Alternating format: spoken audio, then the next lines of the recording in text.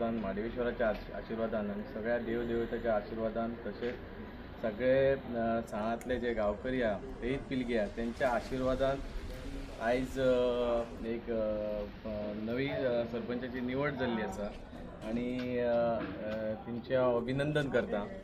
आणि म्हाका दिसता गेली 3 वर्सां म्हणजे पळयलें जाल्यार शाळांत बऱ्यापैकी कामां जाल्लीं आसा आणि एक बरें वातावरण आसा।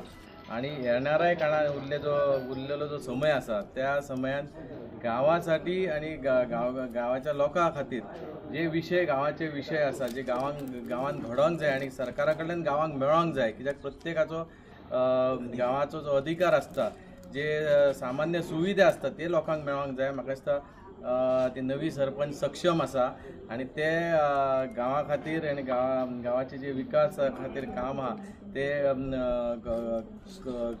करून घेतले।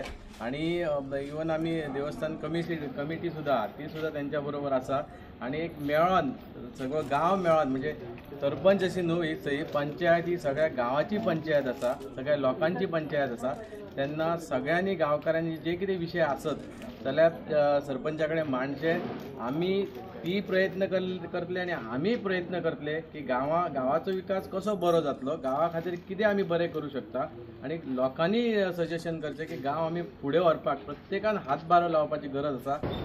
त्यांची आठवण काढते माझ्या मागे भूमिका देवी महादेव, माझे माहेरचे देव यमाई देवी खंडोबा, माझ्या डावीकडे माझे मिस्टर, माझ्या उजवीकडे माझा मुलगा माझी मुलगी आणि समोर सगळे जे गावकर आहेत सगळ्या वॉर्डचे, खालचा वॉर्ड, वरचा वॉर्ड, मधला वॉर्ड, सगळ्यांना स्मरून सगळ्यांचा धन्यवाद करते मी। सगळ्यांनी मला सांभाळून घेतलं आहे 3 वर्ष आणि जितकी काही कामं पूर्वी मी केलेली आहेत तर आता पुढे सुद्धा जी काही कामं मी करणार तर ह्याच्यासाठी मला सगळ्यांचा हातभार पाहिजे, सगळ्यांचा सपोर्ट पाहिजे।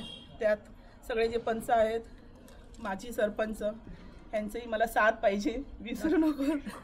आणि ह्याच्यासाठी जे तुम्ही मीडियासुद्धा आज माझ्यासमोर आलात, माझं जे मत तुम्ही जे आता सगळ्यांसमोर मांडणार त्यासाठी धन्यवाद। आणि मॅडम आता तुम्ही सरपंच म्हणून पदभार घेतल्यानंतर आता फक्त तुम्ही वाडापुरते राहिले नाही तर संपूर्ण साळ पंचायत आणि सगळे वाडातले तुम्ही प्रतिनिधी आहे। तुम्हाला यावेळी कुठला विषय हा महत्त्वाचा असं वाटतो आणि तुम्ही त्याच्यावर कसं इम्प्लिमेंट करणार, कुठला आहे? ॲक्च्युली आता इतकी वर्ष जे मी 3 वर्ष जी घालवलीत त्याच्यामध्ये जी काय आमची रस्त्याची कामं यायची किंवा कसली लाईटीची किंवा गटाराची वगैरे तर ते आम्ही वेळोवेळी आम्ही करत होतो आणि ते आता पेंडिंग आहे असं मला नाही वाटत आहे। पण मेन म्हणजे जेव्हा गावकर येतात पंचायतीमध्ये, एक असे गावकर महिला वगैरे येतात तर ते एका आशेने येतात की आपली कामं काहीतरी व्हायला पाहिजे। पण कुठेतरी कसं होतं की आम्ही जेव्हा कुठे फॉरवर्ड करतो कोणत्या एका डिपार्टमेंटमध्ये गव्हर्नमेंटमध्ये तर तिथे अडकली जातात आणि त्याच्यासाठी आम्हाला रिमाइंडर आम्हाला सेंड करावी लागतात। त्याच्यासाठी मी गव्हर्नमेंटचे जेवढी डिपार्टमेंट आहेत त्यांना मी हंबल रिक्वेस्ट विनंती करते की त्यांनी जी काय आता इथून नोटीस आहे ह्याच्या पुढची नोटीस जर जात राहतील तर ते लवकरात लवकर जरा इम्प्लिमेंट करून त्याच्यावर ॲक्शन घेऊन ती कामं जरा गावकऱ्यांची जरा वेळोवेळी जरा पूर्ण करावीत अशी माझी इच्छा आहे।